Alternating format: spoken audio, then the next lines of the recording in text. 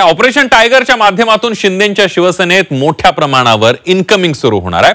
सोमवारी शिंदेंच्या शिवसेनेमध्ये अनेक नेत्यांचा प्रवेश होणार असल्याचं मोठं विधान मंत्री संजय शिरसाट यांनी केलेलं आहे। दरम्यान शिरसाटांच्या या दाव्यानंतर ठाकरेंच्या शिवसेनेकडून निशाणा साधण्यात आलाय। एकनाथ शिंदेंच्या शिवसेनेकडून महाराष्ट्रात पुन्हा एकदा ऑपरेशन टायगर राबवण्यात येणार आहे।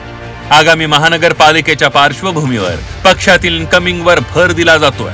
येणाऱ्या काही दिवसात शिवसेनेत दिग्गज नेत्यांचा प्रवेश होणार असल्याचं विधान संजय शिरसाट यांनी केलंय। तर शिंदेंचे खासदार भाजप आणि अजित पवारांकडे जाणार असल्याचा दावा संजय राऊतांनी केलाय।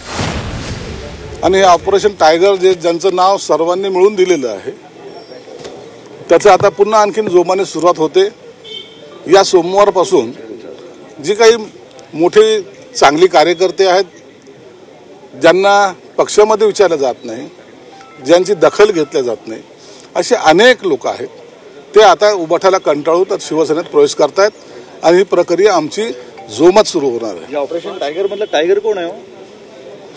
आमचे टायगर एकच आहेत, एकनाथ शिंदे साहेब, आणि त्यांच्या नेतृत्वाखाली या सर्व प्रवेश होत आहेत। मी उद्या असं म्हणालो की त्यांच्या पक्षाचे 6 खासदार भाजपात सामील होत आहेत अशी सूत्रांची माहिती आहे आणि त्यांच्या पक्षातले 22 आमदार हे अजित पवार गटात सामील होत आहेत आणि उरलेले 10 गिरीश महाजन खिशात घेऊन फिरत आहेत। तर त्याच्यावर तुमचं काय म्हणणं आहे का? असं तर मला सांगा, माझ्याकडे माझी सूत्रांची माहिती पक्की आहे। गिरीश महाजन एकनाथ शिंदेचा पक्ष फोडतात, ही सूत्रांची माहिती आहे। गिरीश महाजन खासगीमध्ये असे बोलतात की एकनाथ शिंदेचा पक्ष मी जमीनदोस्त करेन। एकनाथ शिंदेंचं काम आणि त्यांचे निर्णय घेण्याची क्षमता पाहून पक्षात इनकमिंग सुरू असल्याचं विधान खासदार रवींद्र वायकर यांनी केलं।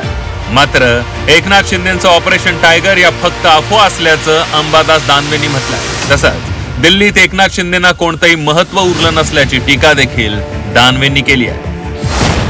एकनाथ शिंदेजी यांनी जे 2.5 वर्षामध्ये मुख्यमंत्री असताना घेतलेले पॉझिटिव्ह निर्णय आणि निर्णय घ्यायला पाहिजे, बघतो करतो याच्यापेक्षा तात्काळ निर्णय घेऊन त्याची अंमलबजावणी करणं गरजेचं आहे। आणि त्यामुळे त्यांच्यावरती विश्वास दाखवून की हे पक्षप्रमुख हे चांगल्या पद्धतीने कामं करू शकतात या दृष्टीने इनकमिंग सुरू झालेलं आहे। या अशा पोकळ घोषणा, पोकळ अफवा सातत्यानं सोडल्या जात असतात, याला कोणताही अर्थ नाही।